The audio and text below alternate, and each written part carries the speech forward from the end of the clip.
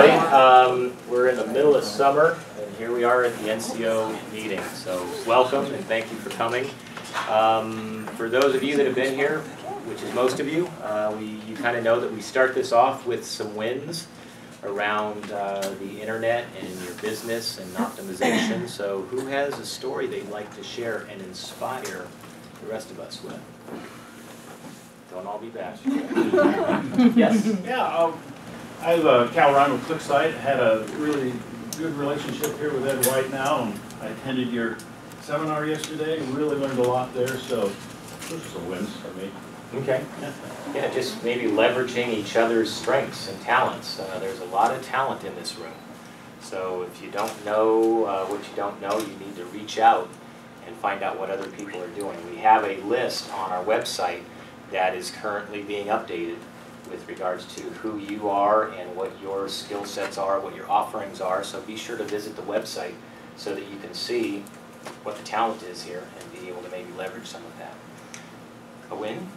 Yes. Yes. Yes, perfect. I met with Tom Larson, who's sitting back there, and his wife, Debbie Williams. It was about a little over a week ago, I guess, now. And they're looking for resources for their business. And so we partnered up. They're, one of his clients, I'll be building up her website. I'm just starting up, and it's an e-commerce website. So it's good to get your name out there because companies are looking for resources so that they don't have to hire each time, that they know that there's a good resource out there that they can use. So. Excellent, excellent. Yeah, we don't want our business to be our best kept secret, right? So we need to get out there. And unfortunately for a lot of businesses, you know, we are starting at the barbecue. There's a lot of resources available out there, many of which are in this room. And it's not a matter of is there a lack of resources, it's usually a lack of resourcefulness. And not that they're not available, it's that we're not making ourselves available. So all of you in this room, first step is being here. That's making yourself available to other opportunities. So congratulations. A couple more wins. I'll make a mention a win for the group. How many people went to Jim Britt's presentation yesterday? Can I see some hands? Yeah, so that's pretty rad. Because it's something that focus of entrepreneurial skills and developing your ability to look at a market and change your business, sometimes in radical ways, is something that I'm really intrigued in with Jim. So it was really encouraging to find out that a group like this can kind of funnel into other people that are doing their own events and trainings and things like that. So I just want to encourage that. And my win is that through a couple different connections, Evelyn, who works with me at Corian.com, introduced me to a local author, and it looks like we're moving forward with building and marketing a new e-commerce website for them for a year. And that was pretty cool because it really did come out of some of the relationships built in this group. All about. And I'd like to hear, don't be shy, come on, I want to hear what people are doing tactically with their internet marketing. Okay, I'll say something. In the midst of changing things, but in the midst of cleaning out my office, I found an old project and I started bringing it back and I'm posting it on Facebook. They're called Pearls, so if you don't receive them, let me know. And do you like them, Jeannie? Jeannie likes them. There you go. And so I'm working to do more with them, and I learned a new skill, how to go into Photoshop and how to add a layer, and I'm so very proud of myself that I wrote it down and remembered it. But it's adding more interest to my Facebook site. And what it will do with my website when it's up, I don't know yet. That's to be seen in the future. Cool. But it's fun to watch the little things go like this. The impact, right? Yeah. Cool. I got one minute. All right, I'm Jacob, new here. But Facebook just started doing the promote your latest post as one of its advertising methods. And I'm getting a lot of clicks for about 7-8 cents per click compared to normally 50 or 60 for normal advertising. What do you mean by a lot? Can you give us a number? So different ads are getting about 30 a week. It's like targeted. That's good. Yeah. And what's what's your market? Ayurvedic practitioners, yoga therapists. Oh, great. Yeah. Well, that's important. Yeah. Oh, great. Cool. Thanks for sharing, Jake. Anyone else? No? Yes, no, maybe. It's the doldrums of summer. I'm hot too, right? All Right, I'll do one. Okay, Andy.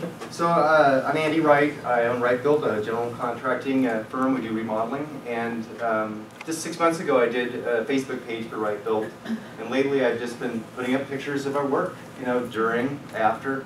And people are, they feed on that stuff. So what I've seen is on my little insights page there, the little report that every time I do it, I get, that many more hits. Earlier, I was trying to hit 100 hits or liked or notices. Now I've gotten up to 255. So just the power of taking a picture and putting it out there. Nice. Yeah. Nice. Yes. Hi, I'm Suzanne Lyons. I at cooperativegames.com. And so I got one of those little coupons from Facebook too for a free advertising trial. So I wanted to build up likes on my Facebook page. And so I did their little freebie ad, 4 days.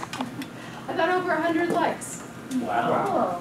Totally easy, and it was just every day I was just watching them, reel in. So free. Free is Pretty good. good. Yeah. Do you have more coupons? But it's very affordable. I mean, I'm gonna do it. I'm gonna pay like $10 for 30 likes. It's worth it. Okay. Nico. Hi, Nico Wu of Stonehouse, the Red Hot event venue in Nevada City. So I did a Facebook and I get probably, over the 1 year, I took over a year. I have about 1,100 likes. So I was very happy. We hit 1,000 likes probably a month ago. But now my situation is when we post something, people get notified, and I send out constant contact newsletter also. And when I create event, I create lots of events. We have Tuesday through Sunday, we have all kind of events. Live music, nightclub, dancing, weddings, whatever.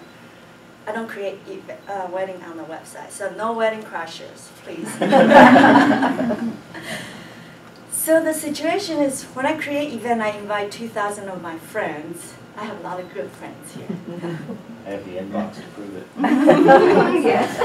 Then my fans also get invitation or notice. So now I have people start dropping out, unfriend me, so I feel hurt because they get so much notice. So I like to know what are the things they can pick not to be notified or just receive event invitations, so they don't get bombarded with my invitations. That is a great segue to our school. Thank you for that.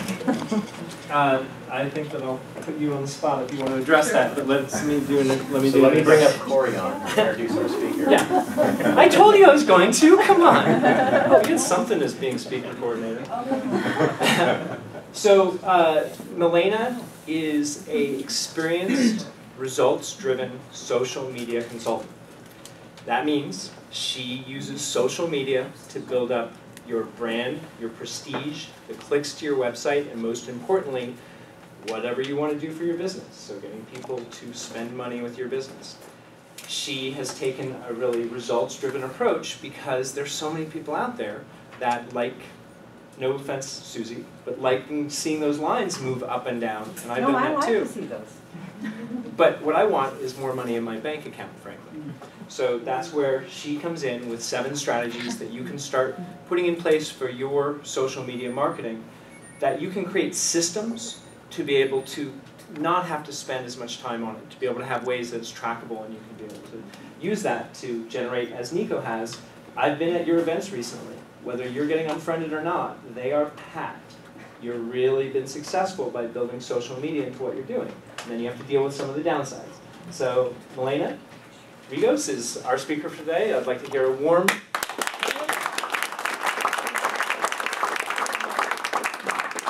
Thank you. Thank you very much. Very cozy venue.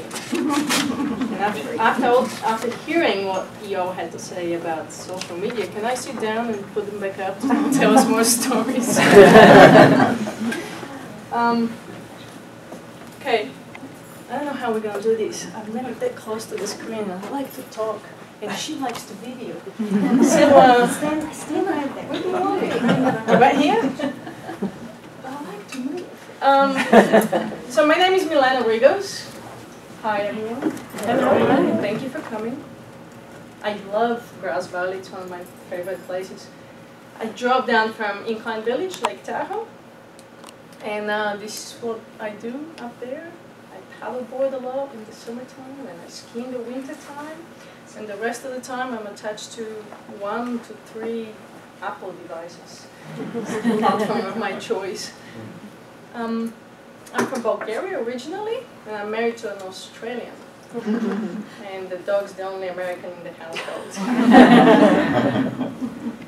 I got involved with marketing back when I was 7 years old, I think. Started by selling fish from the Black Sea. Would you like some extra fish? Because we got too many.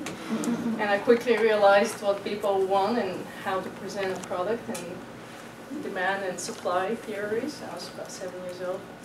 And I believe I'm a born marketer. I think some people think they're marketers and some people want to be marketers, but you either have it or you don't, so I'm sorry. I think all of you guys have it.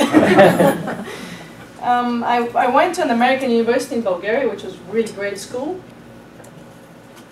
and did my bachelor's there, and then came to the United States, San Diego. I did my master's in international marketing there, and I love the country, and I ended up in Tahoe somehow, working for a media agency. So my background is back home in Bulgaria. I worked for a big advertising agency, and my clients were, you're gonna laugh at these, but Marlboro and Johnny Walker and a beer client, and yeah, they were all fun clients. So I did sales promotions and events for them, and that was fun. And then after San Diego, after I graduated there, I came to Tahoe and I worked for a media agency. And then the .com happened. And so I started getting involved with the online marketing back in 95, 96. I went into an Irish bar and I sat down, had a beer, started talking with the guy about the weather, and it was a virtual bar, it was a chat room, and that was back in 96. A bar. Yeah, so this is way prior to Facebook and Twitter and Instagram and all that stuff. So as a marketer, I was the marketing director for Incline Village in Tahoe. So I did that for 10 years. So it was a ski resort, Diamond Peak. I'll give you some examples from Diamond Peak. You guys see me?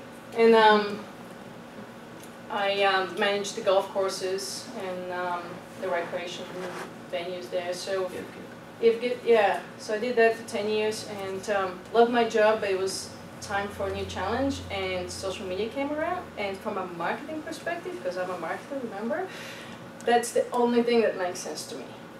It's all about connecting with companies when you want it and getting things when you want them as a consumer, as opposed to the advertising approach. So I come from a big background of advertising, but this is actually, if you look at it as a consumer, this is the only thing that makes sense to me. The mobile, the social, the Google part of when you need something, you obviously go to Google and search for it. So that's my passion, and that's what I did 24/7 outside of a couple other fun activities, that preferably outdoors. So I'd like to start by answering your question first. And there was a couple of questions that came up through a meetup, and I don't know, are they here? Yay! Hi, nice to meet you. Nice to meet you. So Stacy has great doggy business, and I see she's wearing a necklace of a doggy, and you can memorize your dog on a necklace. And we were talking about how to get people to like your Facebook page. So I never repeat my presentation, so this is the first time I'm doing this, and they're all different, and I keep them fresh because I get tired of them. And I'm just gonna do this all the time. But some things are in there for a reason, and so we'll get into details for that. But when I was thinking about this presentation, I said, okay, how much time do I have? It's already 11:20. Do we really want to get into the nuts and bolts of Facebook promoted posts and how to do it, and you know, or do we want to kind of take a little bit more global approach? And so I'm going to give you 7 strategies. They end up being more than 7, so it's 7+ strategies on how to think about it first, and then how to get into it a little bit in more details. If we have more time, I'm more than happy to answer more specific questions. But just really briefly, with the dog business, tap into people's passions and they're passionate about their dogs. That's all you gotta do with Facebook. And to your question, why people are starting to unsubscribe and not be happy about Facebook, you're bombarding them with too many messages. So figure out your strategy, whether it's email once a month, Facebook once a week, 3 times a day, you know, whatever it is. You just need to put down a piece of paper and see how many times you're touching them, because that's the biggest reason why people are unsubscribing from your emails and from your Facebook pages. It's irrelevant information, meaning I don't care about this, it's not relevant to me anymore, or you're sending it to me too often. So you're running into a classical problem there. Classical? How old is this Classic. stuff? Classical. It's old. In internet years, it's old. I started my business 3 years ago. That's like old in internet years. All right, so the biggest thing people forget about social media is that it's not about the technology. We've been doing social media forever, ever. Right? Because social media is just people talking to each other. Back to when we had fires, sitting around the fires and going hunting and gathering, we were still talking. And social media is just using a new technology and allowing people to talk in a different way. So don't get scared about breaking the technology. It's you're talking to people on the other side. On the other side of that computer, there is a person. And just remember that, always remember that. It's about connecting with people. And that's why it takes so much longer, and that's why the companies that struggle with it because they think it's mass marketing. I'm gonna get me some Facebook and I'm gonna do a campaign and I'm gonna get 300,000 likes and that's gonna increase our bottom line. It doesn't work that way. It's not a campaign. It's you're building a community and you're talking to people and you're building trust and you're building relationships, and that all takes time. I would love to talk to each and every one of you and build a relationship. I'm not going to have that opportunity. Probably not today, right? But that's what actually talking to each and every one of you would build a relationship. So if I have a Facebook page and I can give you this presentation on my Facebook page, I spread out the message to you at once, and that's all social media does. It's just using technology to broadcast that message that the one-to-one interaction can't do, but it's still one-to-one. When I got a couple of responses from you on Meetup, this is the connection that we established. So keep that in mind with whatever you do, because we tend to, because we're so busy every day, and it's go, go, go, we tend to forget that, and that's the most important thing about social media. And I told you I was going to give you the things that I see companies really failing with social media is because they forget that it's people on the other side. And in terms of the stats, obviously 91% of adults are using social media, and that's why wherever people go, businesses follow. And right, so now we have people leaving Facebook, and I don't know where businesses are going to go because they're just going to follow them. It's going to be next to Instagram and Pinterest and all the other social networks that are coming up. So it's less about the networks, it's more about the people. Just keep that in mind. And to reinforce that, I'm going to show you a little video, which I don't know if you've seen, and if you have.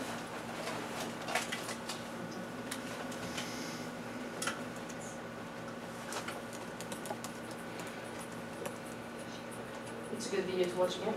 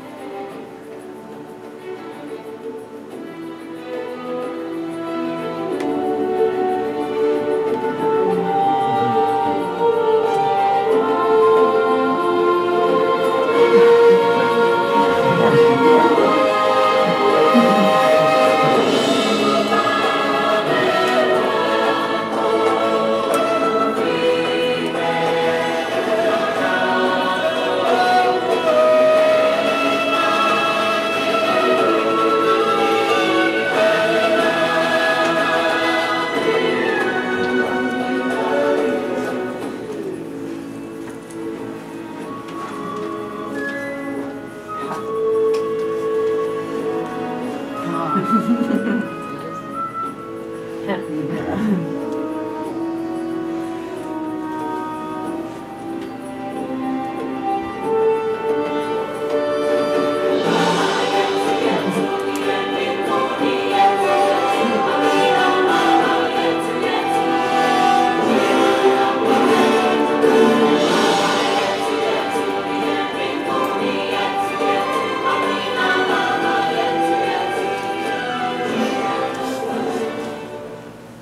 guys think? Yeah. Nice Wow, it's music. right. And What was the name of that music. video? What's that? What was the name of the video? This is the social media revolution, and it's by Eric Coleman, K-U-A-L-M-A-N. These numbers have shifted just a year ago when they had the last video. Yeah, yeah, he did an update. Facebook was the 5th largest country then, now it's the 3rd. Right? Huge. It is huge. So here's my version of that. This is a business, and these are all, this is my husband, my godfather, my friends, my brother, me, my friends. And it used to be that a business would spew messages out, right? And I have some examples of that kind of, the messages that we were receiving in the past. But now it's no longer the case, and I have some stories to share with you, because we can now talk to businesses, and I'm sure you're seeing it on Facebook pages and Twitter accounts that people want to talk to you and ask you questions, and supposedly you're responding to them, and that's your engagement, right? Right? Yes. But now it's crazy because we're all talking to each other on a daily basis. Is there anybody here that's not on Facebook? Yeah, I didn't think so. So I have a really bad hair day today. Where should I go for a haircut appointment after this? Facebook. Guess I need to Facebook, and you won't even tell me what the local place Jessica's is? salon. Thank you! But that's how it works on Facebook too. I ask my clients questions all the time. I'm like, all right, I'm in the market for new running shoes. What should I get? It's my friends that give me recommendations. I don't go and read the product reviews on the people's websites anymore. And that's the power of social media. It's recommendations from friends and all our friends that tell us what we should do, and they are influencers in a way. So, because of that, people are turning to the web, and they're ignoring all the other media. And it's kind of an interesting shift in where people are spending their time. If people are on watching the news, I no longer have TV in our house. We killed it like 2 years ago. And we have Apple TV, and between my computer and the Apple TV, we watch, everything's Apple in my house. We watch, news from Netflix and the news on the Apple TV, and then we get everything else on the computer. We don't need TV. I'm sorry, but Comcast didn't cut it for me, because they was showing me movies I don't want to watch and ads. And I'm not interested, not relevant to me. So just for the people that say, oh, it's only for the young people, it's not, because it's all across the board. People are on social media. So it's not just the 25 years old. Some people, And of course, businesses are actually starting to see marketing effectiveness being generated for social media. Of course, I read a lot of research and stats all the time, and proving the ROI of social media is still a big challenge, and still a lot of companies are struggling with it. But actually, I've been pretty successful at doing that. And I gotta tell you, the smaller the business, the more successful you are at doing that, because you're gonna see the effect you're seeing from your photos. And you're probably going to talk to people that you're talking to in real life, and they're going to tell you what, oh, I saw that on Facebook, that's why I'm at your event. That's one way to measure it. Right? So as a consumer, every day we're bombarded with an average of 5,000 marketing messages. Is that crazy? Yeah, it's crazy. So, enough is enough. So as a business, you're bigger, better, faster, cheaper, tastier, longer lasting, whatever it is, but as a consumer, we're bombarded with this. So how do you stand out in this crowd, and how do you get to the people that are interested about your business? And here's your first strategy, is you gotta start with your goals when you're a business. And based on your goals, you're gonna develop some kind of a plan with social media, and you're gonna measure based on your goals. Because if your goal is reach, don't measure sales, because you're gonna fail. I've seen it happen many times. I've seen it happen with companies many times. We go, okay, we gotta measure with social media, because some companies understand that social is not all about sales. It's a lot about love and relationship and cultivating a community. So we say, okay, we're gonna measure our increase in reach, and we're gonna measure our engagement. And then they go, but how is this making me money? Right? No, we set awareness and engagement, not money. So why are we measuring money? However, there are ways that we've measured money before, and if sales is all you want from social media, then you need to come up with unique offers, unique landing pages, combine it with search engine optimization. Use Quran.com for that, and really stick to the matrix. But social is not about just the matrix, because there's a lot of love and a lot of relationships that you can't really measure. I mean, I can bury you in how do you measure the ROI of putting your pants on in the morning. You know, some things you don't measure. How do you put a dollar amount to the relationship with your significant other? I mean, some things are very, very measurable, some aren't. So start with your goals first, and hopefully this is not your marketing strategy. You know, what's the big campaign idea? I don't know, but we're gonna go digital, and whether it's Facebook, YouTube, or Pinterest, we'll figure out what we're doing on it later. There's another cartoon that I didn't include in here, but it said, well, maybe, just maybe, if we go on Pinterest, they haven't engaged with us on Facebook, they haven't talked to us on Twitter, but maybe if we go on Pinterest, they'll totally pin us. It's not gonna work. Right? Here's my strategy number 2, and that's personal.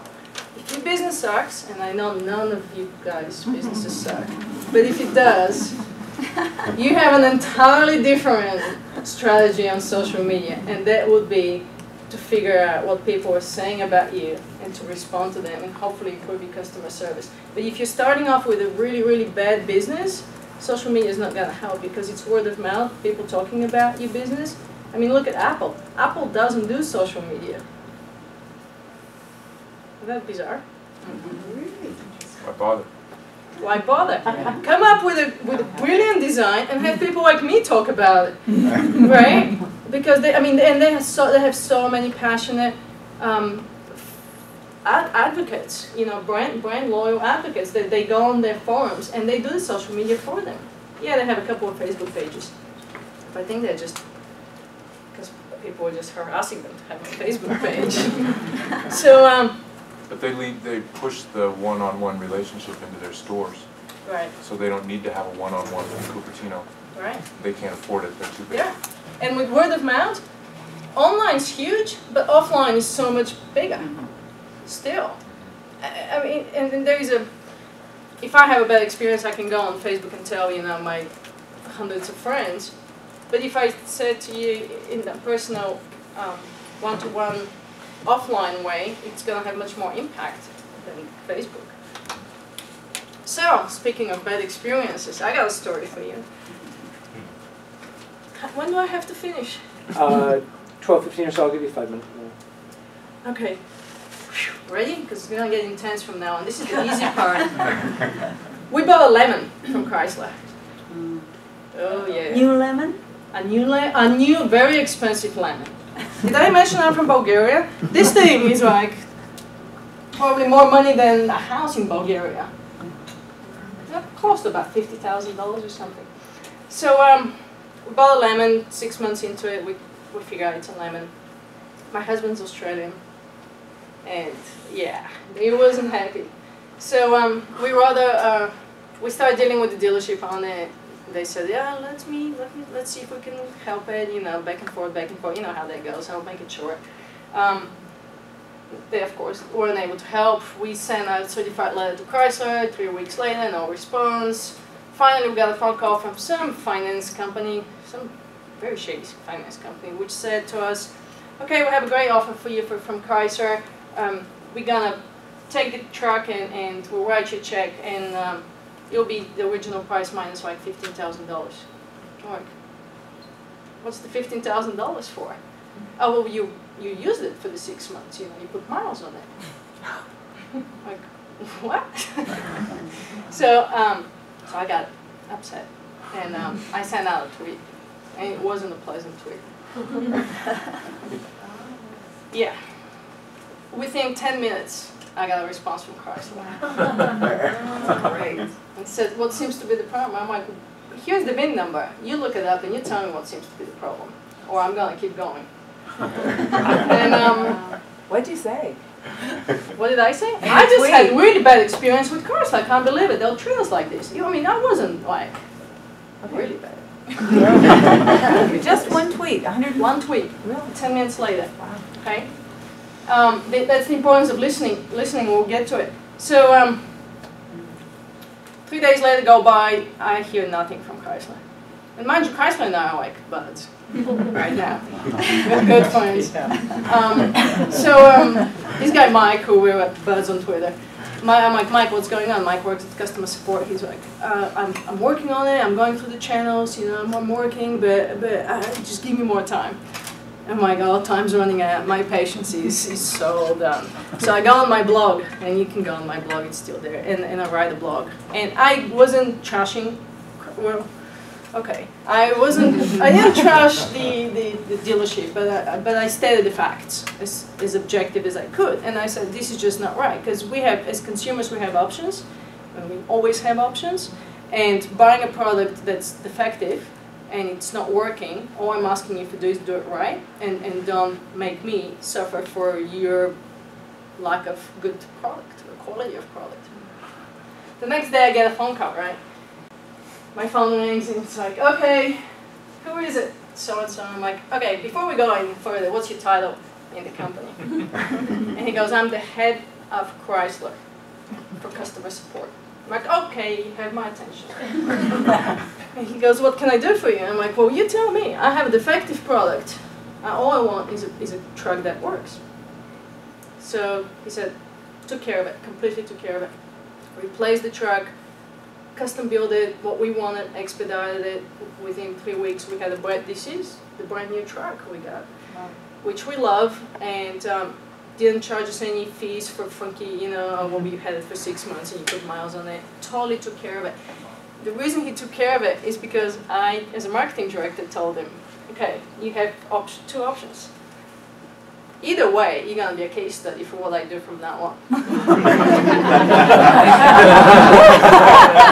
Which one is it going to be? The good side or the bad side?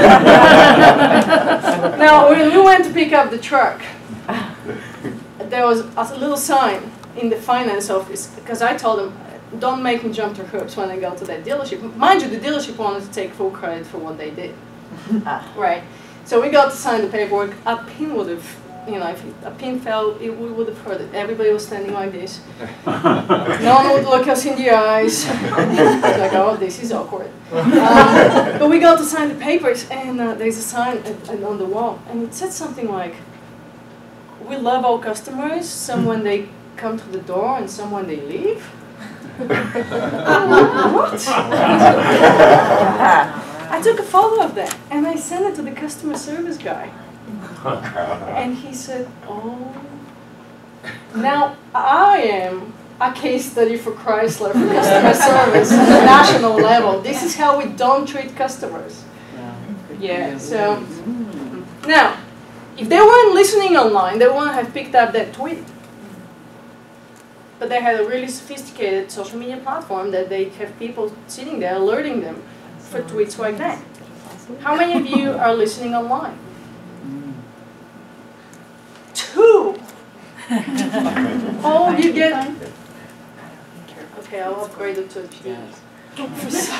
Okay, by the time we walk out of this room, this is the most important thing on social media.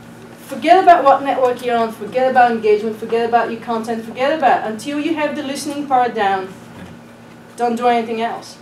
Because people are talking about your business, people are giving you an idea, and you're not responding.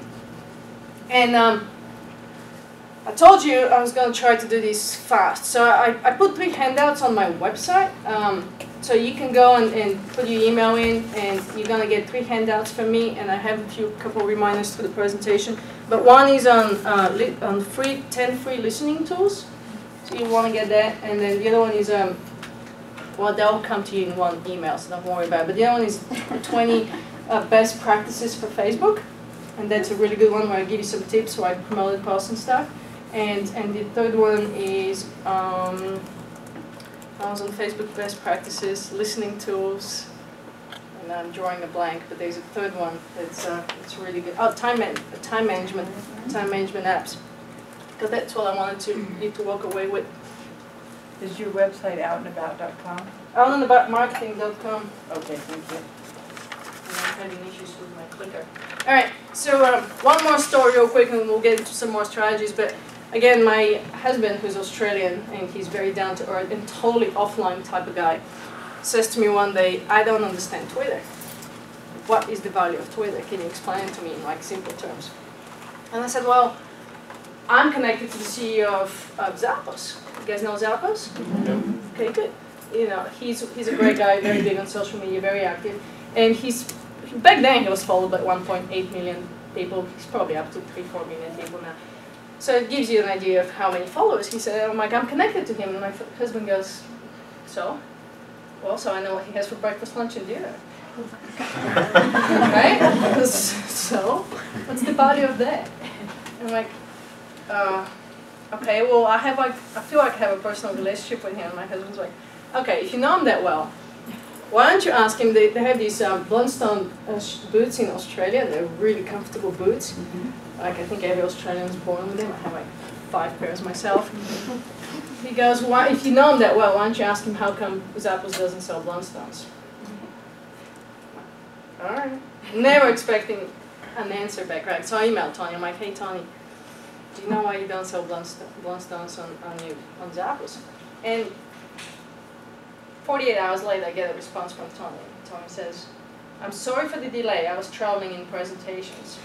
But here's the email from my VP of Business Development. Send him an email and we'll see what we can do." So I did, never expecting anything again to happen. My clicker's dead. New batteries? Now they have it. There they go. But if you type in Blundstones in Zappos today, there's like 20 different pairs of Blundstones. And as a consumer, I like that. That I can talk to somebody at a company and get a response from them. Wow. Isn't that cool? Can I ask you a question? Yeah. What makes you confident he was the responder? It doesn't have to. It doesn't have to be him, but I know with him, he probably has somebody tweeting on his behalf a lot. But I also know that he's personally engaged on Twitter because he tweets things that only he can tweet. Same with Richard Branson. Richard Branson, CEO of Virgin, he does his own tweeting. 100%. He does it 100% because he's invested in quite a few internet companies. Actually, I take that back. He might have somebody helping him because I asked the CMO for Virgin. I had the pleasure of hearing her present it in TAPA actually. And I asked her whether he tweets 100%, and she thought he might have somebody supporting him. But still, he's out there. That doesn't work. That one's right. It's great what works. Yeah, do you guys have some batteries? They do in my car. I say they do in my car. AAA? AAA. Now you're asking me technology. Here you go. Yes, AAA. Wow. I have some right there with Cheryl. I'm glad I gave this to Cheryl. Resourceful and what? Oh, the small ones? Okay, so it's not just about the social part, it's also about your entire digital presence. You know, SEO, mobile, local, especially for local businesses. It's now called Solomon, so it's social, mobile, and local. Because it's not going to be just social, everybody's working with phones. And it's going to be mobile, like I give it 2 years from now maybe. And then all of your local listings, this is how you're going to get quick rock runs out of the room. A great way to get your business up on Google is make sure you fill out all of your online listings. I'm sure he tells you that too. So it's all about your presence and what kind of a look you put out there in terms of your presence. So it's not just your social, but it's your entire presence. And this is what I was talking to you about. Figure this part out. How are you connecting your content from if your website? So think of your website or your blog as the hub, and then you have the spokes. You don't want to have, some businesses have asked me, should I just do Facebook and not worry about my website? Absolutely not, unless your name is Mark Zuckerberg. Because he can decide that he's going to start charging you money tomorrow for Facebook, or he can just completely wipe out Facebook and move on to something else. So you want to have a home that you own. You don't want to rent. Could you address that question that was somebody put up, Rochelle, about she wants people to go to her Facebook page, but she doesn't have, and you pointed out she didn't have a link from her website to her Facebook page. You're going, but I don't want them to go to I want them to stay in my Facebook or website. I'm going, explain that, because that's so, it doesn't make sense to me that she would have that thought. It doesn't make any sense. If you're trying to be social, then be social. Don't try to use it as a cheap sales tool and try to bring in traffic from your Facebook page to your website. It doesn't make sense. If I as a consumer want to connect with her business, but I don't want to go to her website, but I want to receive her updates every day on my Facebook page, how would I find her? I'm going to go to her website. And I'm not going to see any link there to Facebook. Would I search in Facebook? Me? Yes. But probably not too many people will. Now the other thing with searching in Facebook is unless she has a really optimized Facebook page, you may find her, you may not. So and why does it matter where she connects with customers, whether it's on Facebook or on her website? I don't know. I just think that's a really valuable question. It's a valuable question, but she has awesome. Just hit the plug. Oh, dear. It'll cost you lunch. It's not a good way to do it. I've heard businesses think that way, and the reasoning to a point makes sense. I want people to come to my website and not vice versa. I don't want people from my website to go to Facebook. But it doesn't really matter where you're connecting, first. And second, if somebody wants to ask you a question, they're going to go to Facebook because they can't possibly ask you a question on your website, not on her website anyway. So you're losing that engagement. And so my thinking is, if you want to connect with, if people want to connect with you as a business, give them the option to connect wherever you want to have presence. It doesn't mean be on every single social network. And I'll show you down the road some ways of getting to that. Okay, this is your capture on your website. I'm sorry, but I'm not doing business with you. I tried to do this with a local golf course in Tahoe. I tried to book a tea time. How am I supposed to type this part? Is that really real? No, this is real. This is a screenshot. And I see them more and more. I get 2 new words. You know what though? You know, you can ask them to like read it out loud. You know, turn the audio on. I just did that the first time. That's Adobe Oh my God. Yes. So it's not, I mean, don't put up roadblocks. If you want people to do business with you, make it easy for them. People are generally lazy.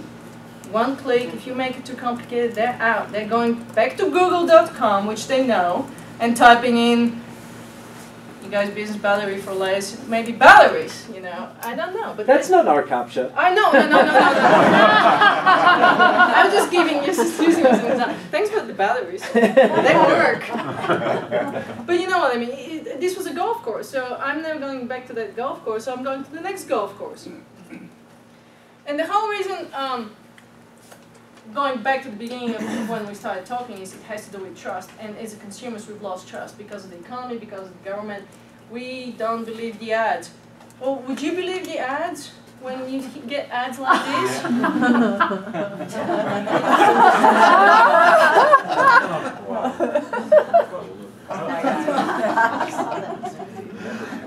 Is that funny? Is it real? Oh, this is a real ad. Back in, I don't know what year. 50s. Yeah. 50s. 50s. 50s. That's when Coke was good for Put it you. as a model.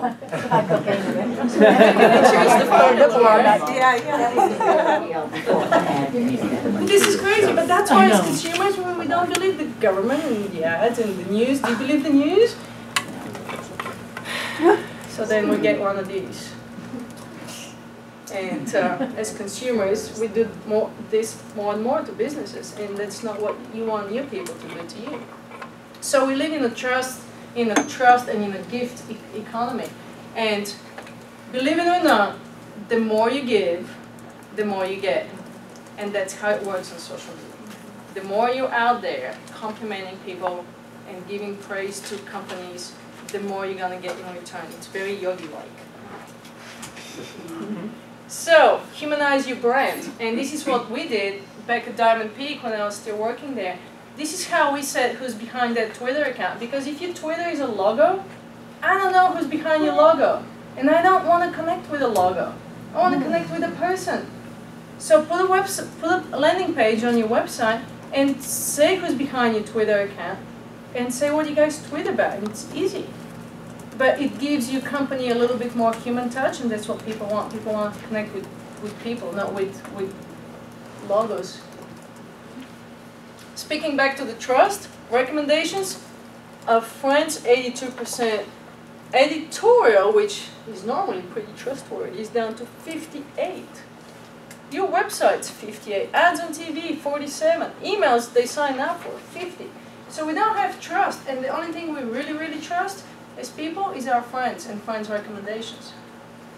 So use that to your advantage from your business. Make it human, make it personal. Put yourself out there. Don't be so afraid. People say to me, well, this is the business, and I'm over here, and this is the business. And I'm like, if you're a one-person shop, you are the business. Right? And people want to know what you had for breakfast, lunch, and dinner, believe it or not. So can I ask you to address the ads on social networks? Yeah, Because this They're young way man down said Yeah. that, is that different than what he was doing, the click things? You were doing promoted posts to your fans, right? Oh, you I were do that, but I'm also doing it's creating an ad for the most recent post. So Oh, it is okay. an ad. So, you go on Facebook. Why do people go on Facebook? To socialize with friends, to see what they're up to. So, ads on Google are actually a lot more effective in terms of click-through rate than ads on Facebook, because you're not out there to read the ads. You're out there for the engagement with your friends and with your family, and to see your niece's photo and say, oh, she's so cute growing up so fast. Facebook came up with ads that are really targeted and really affordable. So you guys, if you're a small business, you can target people who live within 10 miles of Grass Valley, who are into dogs and into jewelry, and come up with some really targeted, really affordable ads. In that case, we're talking relevance. So I might be on Facebook, but I see an ad that's relevant to me, and and if it's got a good offer in it or a good call to action, I may click on it. What he was talking about is Facebook came up with these sponsored page likes and sponsored promoted posts. So now you can take your latest recent post and turn that into an ad, and you can also add social engagement with that. So now I'm seeing that if we're connected and you're my friend, you like that, I will see that on the side. Psychologically, that has a lot more power to us because it's recommendations from people we know. So it works really well on Facebook ads. The other thing that works really well is promoted posts to your fans. So you can, when you do a post right now on your Facebook page, you can actually promote that to your fans, because based on Facebook EdgeRank, we're gonna get technical. Based on Facebook EdgeRank algorithm, you're only reaching about 16% of your audience. You can actually pay Facebook now, of course. That's how they make their money. You can pay Facebook and get that post to to reach more people within your Facebook page. And that works pretty well too, because they're already your fans. But I think you need a minimum amount of fans before you're allowed to buy the post, to purchase the post. You do? I don't know how many. I think it's 400. 400. It's a minimum Okay. for about Yeah. $5. Minimum. There you have it. Give Facebook some more money. Yeah. Yes. Sorry, quick question.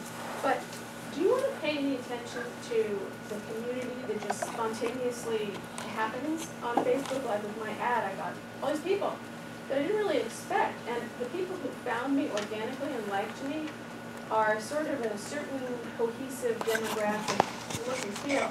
Whereas when I put the ad up there, I got all these, people that are like really a whole different cultural segment. Do you want your community, if everybody's talking, should it be just as absolutely diverse and, great? Or are there, because actually in my little project, there might be some conflicts. There might be some different sensibilities. Do you manage that at all? Or just let it go? Well, yeah, you do manage it. So first off, we want to be really careful with what ads you're posting out there, because you only want to get qualified people to your business, because otherwise they're really no good. This reminds me back of the email marketing database when we were buying email lists, right? Same thing. And second, you have your culture and you have your tone, and you have your brand voice, and you want to maintain that. If you get all of a sudden entirely different demographics, you're going to have to talk different language and different things to them. So I use, for example, I use PageLever for deep insight analytics, and with PageLever I can figure out the demographics of my page, but I can also see who's most engaging with my content, and so that way you can create more content to people that are more engaged with your content. So it's called PageLever? PageLever, but it's expensive. I mean, it depends how much money you guys want. It's $99 for 5 pages. So if you only have one, it's still $99. Facebook Insights is free and it gives you pretty good information, so I would say start there. And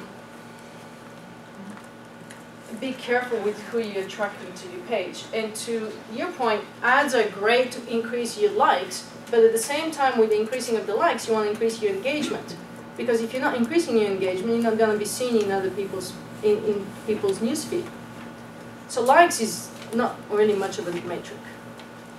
You have engagement. How's the engagement measured? How's the engagement measured? I'll show you. All right, quickly to the listening part. There's a lot of things you can do with the listening. I gave you a story, but you could help it to define your plan, because you can figure out what people are talking about, where they're talking about, on what platforms. You can see what your competitors are doing, and you can also get some content ideas and engagement ideas. This is a free tool from Forrester. You can put your demographics and your country and your gender, and you can see what people are actually doing on social media. So based on what your fans or your customers are, you can create your plan based on that. So if they're joiners, that means they join social networks and would be more engaging with you than if they're spectators or inactives. So based on your age demographics of your customers, you can do that. I use Radiant 6, which is a very expensive listening platform, but I want to show you some examples of I had a client and they said, we want to target meeting planners, but we don't really think they're online. So I did my research and I found out that not only they're online, but the majority of them are on, micromedia is Twitter in this example, Twitter, Facebook, and blogs. So we could figure out what kind of strategy and what kind of content to provide on what platforms. We can also look at where the competitors are. So you see a huge shift in Facebook for our competitors. I can look into a conversation cloud and I can see what people are actually talking about. This is for another client. So the big one is what people are talking about. But I can use it as lead opportunities and sales opportunities. And I can say, if someone's talking about something cheaper, then I have a tweet here for someone who is looking for a cheap gym in Sydney. And so that's an opportunity for my client to jump in and say, well, we are a fitness club in Sydney, and our membership rate is only $10. So that's how social works. It's the listening part that is really important. Now here is a good example of competitors and brands, and there's a huge spike, right? So I can go to that spike and I can see what's going on, because obviously something happened. It's a bit of an anomaly. So something happened at North Star, people were talking about it, and that again is an opportunity for content or engagement, or at least keeping an eye for your competitors and seeing what's really going on. I think that's saying the Green Lantern's gay. Can you go back to that? Comic, gay, ring, Marvel, oh, it's not DC. Okay. You can also see whether people are talking about positively or negatively. And remember I told you can't put lipstick on a pig. If they're talking negatively, you have an entirely different strategy than if they're talking positively. If they're talking negatively, you're going to be more involved on forums and reviews, and you're going to be more of a defensive role as opposed to more of a proactive role. You can also look where you stand in terms of share of voice compared to your competitors. Sorry, I had to black this out, but this is my client, yay! And these are the competitors. So we can see where we stand in terms of volume of conversations online. And here's some tools if you don't want to go and put your email into my website. Some free tools to listen. Hootsuite. I don't know if you guys are using it, but it's a great social media platform to manage all of your social media. I think it's free, and then there's like a $5.99 version. It's really good. Social Mention is awesome to see where you stand. Social Bro for Twitter, Cloud for Influence, EdgeRank Checker for Facebook, Follower Wonk. You can see where people are actually, what they have in their bios in Twitter. So if you're looking for a specific sales leads, you can see if I'm a dog lover, you can actually go on Twitter and see all the dog lovers in Grass Valley. And then Google Alerts, it's simple RSS feeds. You can just set up Google Alerts for your name, for your company, for your brand. It's an email that gets delivered. So every time I mention your name, you'll get an email. So it's simple, free, easy. If you do one thing, do Google Alerts. And Twitter search, you can see what people are saying online on Twitter about you.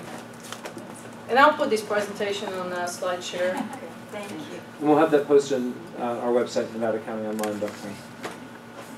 So in terms of content, there's a difference between paid, on, and earned. Obviously, this is the ad.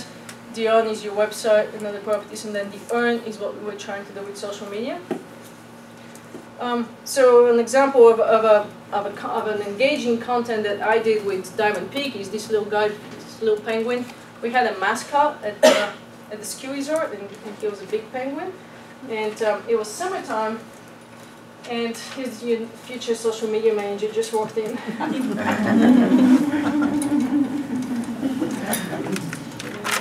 We created a contest with our penguin, and we took the penguin places, and we made people guess where the penguin is. And the penguin went to the farmer's market, and the penguin went for hikes. And we kept it for 30 days, and people really, really liked it. And then we decided we were going to stop the contest and shut it off. And people freaked out. They wanted us to keep it going. So now they start taking that penguin and photoshopping it in places and making it It was cute. And then one guy took the penguin and created this whole video around Helen to scare us and make us laugh. And it was really cute. And that's how a ski resort that has no activities in the summertime, I mean, we're just dead, can keep some engagement going. It had nothing to do with selling passes or telling them about the lift ticket prices. It was just fun. We were all having fun. I was walking around with the penguin, went to Burning Man. You go to Burning Man? I do go to Burning Man. It's the most creative place I can think of going around here. It's awesome. I don't do any drugs. I go. We won a social media marketing award for a campaign on Facebook, and it had to do with a birthday offer. So we said, what do people want on Facebook? Most people want to connect with family and friends, and normally on their birthday, everybody says happy birthdays, right? So you check your Facebook on your birthday. So we said, okay, well, we're just going to create a birthday offer. We already actually had that offer. We just posted it on Facebook. So it was an existing offer. And we just said on people, we targeted, we used ads, and we targeted people on their birthday. and we said, happy birthday from Diamond Peak, here's a free lift ticket for you to use. That they had to use on their birthday. I don't have the numbers in here. That campaign did really, really well. We had about 600-700 people that came and used it. And we had like 11 million impressions on Facebook, and our fans were likes. People just liked our page. I went up like by about 370%. It was an enormously successful campaign. So, what if the birthday's in the summer? Right, exactly. I knew someone was gonna ask. Okay, we picked a day, and we said whoever is a summer baby can come and ski on that day. Do they still do that now? I want to go. You should check. Be able to go, You right? should check. Here's something good I picked up from Boga paddleboards. I thought they were going to be here. But I mean, how often do you see a photo like that? Right? Well, look at this. 174 likes, 19 comments, and 51 shares. Now, does anyone here know if a like or a comment or a share has more weight based on the Facebook algorithm? Share. Sure. Right. So you want to get shares. So when you get a photo like this, post it on Facebook. Because that's going to show up in your fans' feeds, and you're going to get a lot more likes. It's okay to get likes with ads, it works, but the best way to get likes is with engagement and content. And so, what do people want on Facebook? You guys keep asking me, how do I get more Facebook? You need to know what people want there. So you need to know what to provide them. 40% receive discounts and promotions, 39% to show my support for the company to others, 36% to get a freebie. And how many of you do exclusive offers on your Facebook pages? Yeah, well, that's what people want. So come up with something, make it exclusive for them, make it just for Facebook fans only. It doesn't have to be an offer, it doesn't have to be a discount. Maybe you have a store opening and they can come in and have a free glass of wine 3 hours prior to everybody else. I mean, you can get creative with it, right? Right? Again, exclusive offers. So how do you measure social media? Well, we did an exclusive offer at a local gym in Incline Village. We did just, it wasn't that much of a sale or a discount. It was around New Year's. It was like get fit, kind of like bring a buddy. And I thought it was really expensive actually for a gym membership. It was like $300 for 2 people to join the gym. Is that kind of expensive? Okay. So, so we were able to measure it because it was only one on Facebook. So when we took all the new customers that generated, obviously we have a lot more measurements that we could measure, but this is strictly sales. So there's ways to measure it, but you need to put the principles in place first. It's either going to be a landing page, a unique URL, or a unique offer. Otherwise, you're going to say, I don't know if social media is doing something for me. And I'm going to say, what did you expect it to do? Right? This is how I measure engagement. I don't know if you can see it, but there's a client that we start working, and this is what's happening, and I like to see when lines go up. I use another expensive platform for that. But you can measure your engagement through Facebook Insights, which is free. Here's a little bit on time management. RSS feeds are really, really good for you to use to subscribe to blogs that you want to read. Then they just sit in your RSS reader and you can go and check it out in terms of content ideas. Gmail is a great platform to use. If you're not on Gmail, I suggest just move to it. Hootsuite is a great social media management platform. I love Buffer these days. The combination of Buffer and CrowdBooster is really nice because you can get, these are all free. There could be a small fee for Hootsuite. But CrowdBooster is a free insights into your social media. So it tells you what are the best time for you to post something on Facebook and what are the best time for you to tweet. Which one is that? That's CrowdBooster. But then you have Buffer, and with Buffer, what I like about it is I can do my reading of all the news, let's say in the morning, and I can schedule them all through Buffer, and Buffer puts them periodically, so it doesn't look like I'm sending all my tweets in the morning, like 20, 30 tweets. So I can schedule with Buffer, but I can get the insights from Crowdbuster to see what are the best times for me to tweet in Facebook, and then I adjust my settings in Buffer. So that's kind of getting a bit fancy. Have you used Hootsuite for scheduling at all? I use Hootsuite all the time. But for every the day. same, have you used it for that feature to schedule? I do stuff? use it for the scheduling. They just came up with Hootlet. I'm like a Hootlet certified something or other, and I'm like a Hootlet partner something or other. So I use it all the time, and I also use Awareness, which is $500 a month platform, and I way like the Hootsuite $5.99 functionalities are way better than the Awareness. What I like from Awareness is the reporting, but I like this Hootsuite for the functionalities. They just came up with a little Hootlet that you can drag in your Chrome browser, and it does similar to Buffer. I think they're trying to compete with Buffer. Buffer is free. If you want to add more accounts to it, it's like $10 a month. And then Digo is good for bookmarks, so if I'm running into sources that I want to refer to later, I can save them in Digo. It also comes up with a little bookmark for your browser, so it makes things easier. Same thing with Get Pocket. I can get on my different devices, and I can save things to Get Pocket and access them from everywhere, and I can add tags to them. And Social Bro is a little Twitter management platform, so it gives you good stats on your community, and it's real easy to manage your Twitter community. So is that overwhelming enough? Yeah. Didn't want to get technical. Any questions? Yeah? I still have a little confusion about the etiquette of your business page versus your personal page. Yeah, could you address that? And how Facebook. one goes to the other and back and forth. Okay, personal page, we're talking Facebook? Yeah.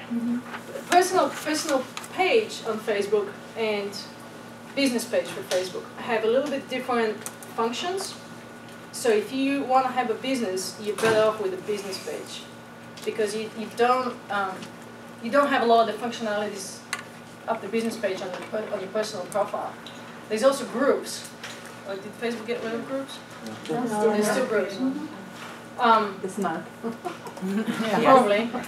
So groups, you don't want to have a group for your business. Some businesses were doing that earlier. And groups are supposed to be based on interests. So if you have like a church or a meetup, you can have a group for your meetup and make that a group on Facebook. And with groups, you can actually send emails. With business pages, you can't send emails to your fans. The only thing you can do is updates. So you're saying, the question is etiquette? Yeah, like posting stuff, posting interesting things to your business page versus your personal page. Okay, so what I do, I'll tell you what I do. I have a bunch of friends on my personal page, and I have some business associates on my personal page. So I try to keep my page more personal, but I have also put my friends into lists. So if I want to post the occasional social media update to them, I can post it specifically to that list. And that way I keep my real personal friends out of my business life, because otherwise they get bombarded. But that business information still goes on a personal page. You can. Yeah, that's not. But it doesn't go to everybody. It doesn't go to everybody. Yeah, It only goes the people that are on our list. and I Okay. try to direct them to my business page. But it's not taboo to put businessy stuff on the personal. Not the occasional one, no. Because Yeah. people want to know who you are. The more they know about who you are, the better, the more they're going to trust you, and the more relationships you're going to build. So you talked about if you're a single business person, you are the business. I mean, do you have separate accounts? You still have separate accounts? Yeah. Okay. I do. Because Right, I mean, I I don't would want the whole world to connect to my personal Facebook Right, page. right, okay. And see my Burning Man photos. Right. Although I'm an open book. I have no problem. You get me, and this is who I am, and the bad comes with the good, and this is just who I am. And the reason I do really good business is because people trust me. I mean, I am who I am. I don't hide behind, you know, I try not to put boring things on Facebook, but you know. Yeah. Following on from this, can you share something from your business page to a list of your personal? Sure. You can do that? Yeah, you just have to tag your business page. So when you go to post an update from you, say, oh, this is what Alan about marketing just posted, and you just do the little ad, like the little email thing, and then you list the name of your business that's going to tag your business page. So you don't do it by sharing from the business page, you do it on your personal page? And I do it both ways. So You on can my do it personal both ways. page, I'll have my status updates and things. When I post something on my business page for Corian.com, one of the easiest things for me is just to share it on my own timeline. So I try to make sure those things are interesting to people who aren't necessarily in internet marketing.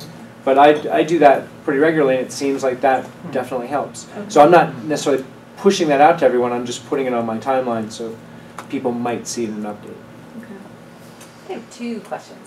One was kind of similar to how you said if you put all your eggs in like Mark Zuckerberg's basket and he shuts down Facebook tomorrow and goes to Australia or whatever, you know, you're out of luck. Things like Gmail, sometimes I feel worried like that I've got like 8,000 emails that are really controlled by Gmail, and if they shut down or if they had a problem, you know, those are important to me, those emails. Do you like use another system like Thunderbird or something where you're actually keeping a copy of them? Or? I do. But what you can do, I use my Apple email, but what you can do is you can save the important emails on your hard drive, back that up, and don't keep them on your server.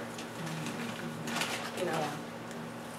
And then the other question was about tagging as a way to kind of get links back to your site, you know, and the etiquette of that, you know, where you can go and tag some other person's page in your post, hoping that you'll get mileage out of it. Do you have much use of that? Or? Well, I don't agree with the philosophy of hoping to get mileage out of it, but if you're a business and you want to do something good and you want to involve a different page. So let's say you have a singer coming to play at the venue, and you can tag the singer's page with the venue and say, he's coming to play. You're not hoping to get out, but you're giving them more exposure. Remember the give-get thing? So let me just real quickly, 2 more minutes, and then we'll finish off with questions. In terms of time, how much time you guys should be spending, you're looking at 11 plus hours a week on social media. So if you're gonna do that yourself, you gotta figure out what you're not gonna do. Yeah. So I try to give you social media in an hour a day, real quick. Spend 30 minutes listening, 15 minutes on Facebook, 15 minutes on Twitter. And when I say 15 minutes on Facebook, it's really easy to get distracted. So set that clock and concentrate on your business on Facebook. So just post one update, respond to questions. Do the same with Twitter. And then leave some time each month for just creating content. And I think this is what you wanted to hear. Finally, the studies show that new business does come from social media. This is a couple of things I measure, and there's some case studies on my website too that are in addition to that. But here's a way to measure your fans, your reach, your SEO web traffic coming from this actually Facebook and these are social platforms, and then you can see what tunnels they're going through and what pages they're going through.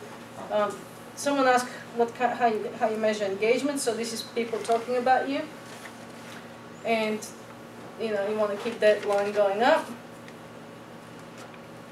Your online community, your Twitter community. This is with Social Bro. You can see the increase in your community, and we talked about the fact that you can't really measure love. And just briefly, a few things not to do. Don't set and forget your social network. So if you have started a name somewhere and you told it dormant there, you're probably better off deleting it as opposed to keeping it inactive because it shows that you're just not active on there.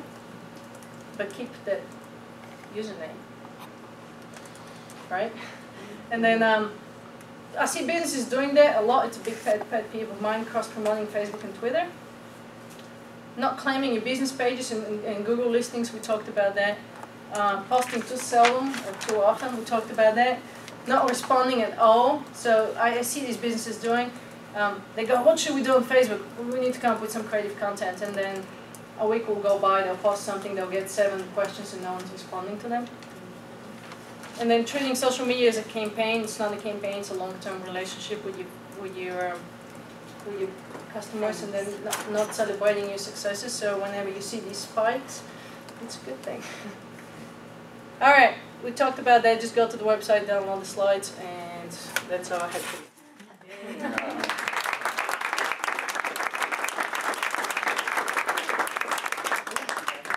Thanks.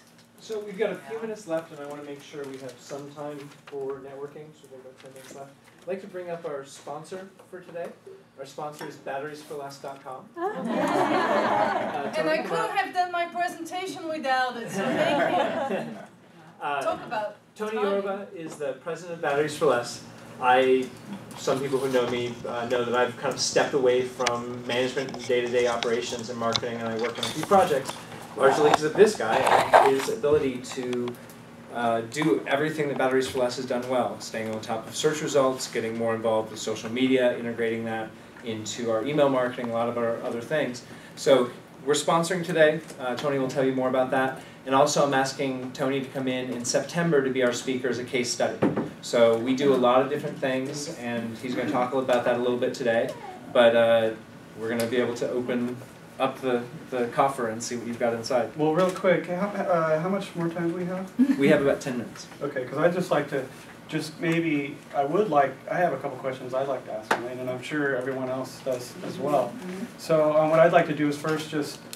Thanks for the batteries. What do I owe you? No, that's yours. That's awesome, thank you. So what I'd like to do is just kind of pass around a box, and if you'd like to just put your business card in there, and we have a few giveaways, so we'll just kind of do a drawing. We already have it. Oh, you got it all in there? Yeah, here, I'll grab that, because there's always more. There's a lot of cool stuff up here, so if you haven't put your card in, please do. Yeah, and then I'd like to make a comment. One thing that came up during Elena's presentation is a question over here regarding whether or not you want to lead customers away from your website to your Facebook page. One of the concerns, and we run into this a lot because our business is primarily an online store, so we want people to check out when they're on our store. So if they're in the buying process, the last thing that we want to do is distract them or take them away from that. And so we use the like button for this purpose, the one that allows you, user, to stay on the page that they're on and simply like that page.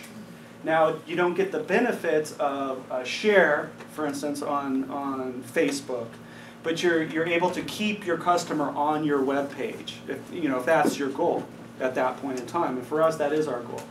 Now, that doesn't mean, in many other cases, we're actually trying to build up a network. But with Facebook, we're promoting our website. That's why we do our Facebook, really, is to promote our website, because the website is the core of our business. Now, though, in order to promote our Facebook page in a healthy, ethical way, we have to be really careful. We don't want to, bombard with too many marketing messages. We do have a real person. We didn't start out that way. We started out with our logo posting on Facebook for us.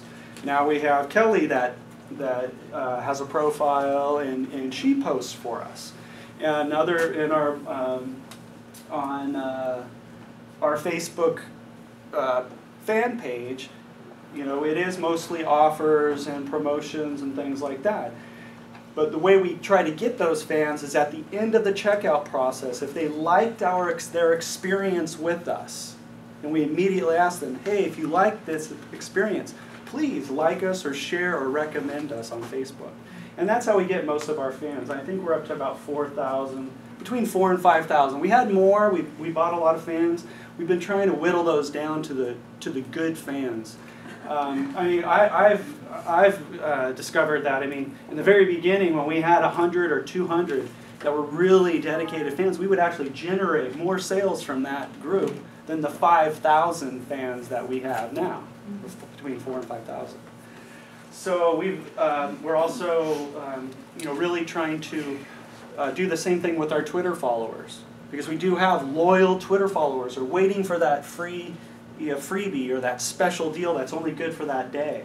But we also are, most of our Twitter followers are people that I don't think they ever read our posts or anything. So, I mean, it really is important when it comes to targeting. It really is important to determine what your goals are and maybe segment those out a little bit. So we have social, we have a half a dozen different websites and microsites to support batteriesforless.com, and each one kind of has their own purpose and their own audience. And so, you know, as your business grows, there becomes a need to kind of segment your customers and segment your Twitter followers and segment your Facebook fans. I mean, we have a lot of Facebook fans that are between 13 and 18. The core of our customer base, though, is 35 and above. So being aware of that really helps us. So when we do things on Facebook, we're really targeting that younger demographic. And then when we're doing on our website, it has to be very consistent, almost predictable sometimes, to get that level of comfort that the older generation needs. I'd like to open it up really quick. We've only got a few minutes left. Okay. Yeah. You're the sponsor. Why don't you tell us about that, and then we'll go back into it.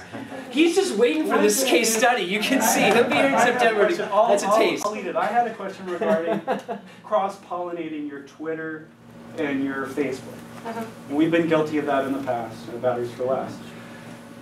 How do you feel about in your info or in your you know, your personal profile, if you're listing your business fan page or maybe your business Twitter account in your personal profile page, and then also in your business fan page, would you recommend saying, hey, we're also on Twitter, or subscribe to our email list, or would you keep them completely separate? No, I think that's totally fine.